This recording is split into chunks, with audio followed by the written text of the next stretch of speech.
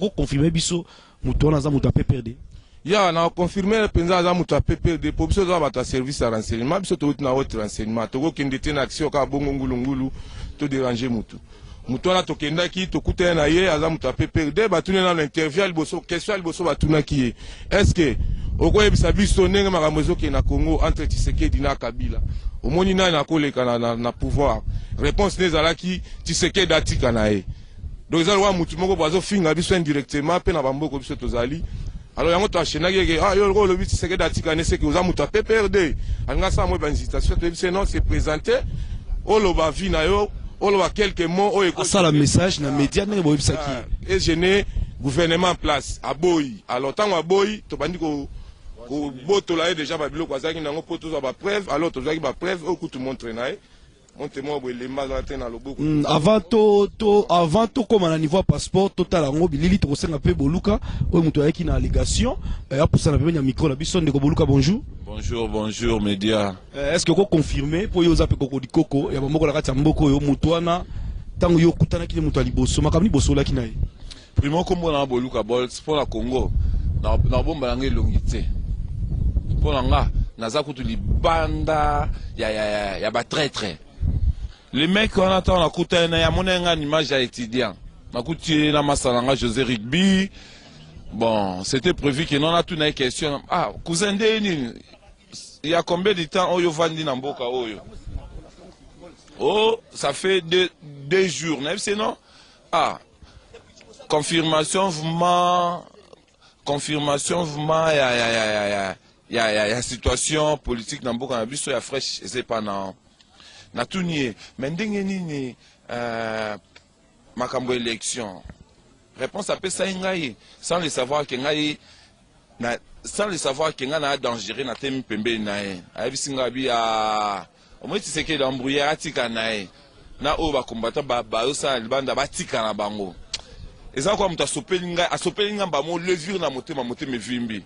Bon, ce que tu as dit, est-ce que tu as un passeport na tu as un capitaine Jimmy, tu as un passeport, pas pour ça la caméra comme ça, total la caméra, tout le monde combien azalaki suspect buka mona buka kokila toujours na mission alerte akosakate balobi mutu tout onyatania soso sole kolanda ye to bandalo na bandela ofungola passeport na ye bon siko avant to komona na kati kuna siko bino bokangi passeport to ndeni passeport oyo nakangi te mais tokangi ya communauté mutu ekangi passeport yango to kotumba ngo pona Arma Tungula kufa na kata mboka na ye na Kisasa passeport na ye emonana te Chibe ya kufa donc nyoso to ebunga na bakanda ya bakanga bango ba passeport bongo siko individu lo kwa o passeport ne to sala ngoni to tumba yango neza bo to bango ke to ala kanda pe kando e kosuka awa te donc ba combattant baluba na kanda babi balukuna pe bakanga e passeport donc bino mo bolanda toko fungola passeport na kati toko tanga totala ba visa ya mboka oyo ndeko Cosmos Mwamba atambola le mec ango akenda ba Rwanda émission à Takosakate, Didier Kolela, toujours dans la régie, au combien de moi, visa C, Oyo, pour Batubande Kobatala, Bakomi Boye, République of Rwanda, Ezalaki le 17 février, le 17 novembre 2010, Ndekwazaki na Rwanda, Tomoni Susu na Burundi, Ndekwalekaki na poste ya K.O. Blomoka Bongo, alors K.O. na Burundi. Bon, émission alerte à Kosakate, Tomoni vraiment na ba caché tout, confirmé na Goma, Trotanga avant botumba yango babi na poste Cornecré Goma, bon ba ebi Goma, balandi toujours émission alerte à Kosakate. Bon, ndeko, sikoyo bo préféré botumba yango pona nini? Na botumba yango pona Arma Tungula kufa na mboka na e. Passeport na monana te na otumbango la kata Congo bakanga e passeport kwa zali donc bozo tumbango au nom de la communauté à diaspora si on allait toko sakate avant toko tanakati ya réunion ba combattant bango moko na kati action ba tumbi bongo passeport ya motu oyo ba bengi kolabo bon message nini boza nango siko na bande comme ça ba landa bino na monde ba combattant oyo pe bazo bunda lokola bino Rex Kazadi en tout cas je regrette azo landa bino pasteur Epafras bisika azali ba landa bino je regrette beaucoup ka pona bana Kisasa bino bokanisi ke boyebi te biso surtout bana Kisasa tozo bunda pona intérêt na biso surtout tala bozo mona mais vous comprenez moi si bozo mona mais vous êtes des aveugles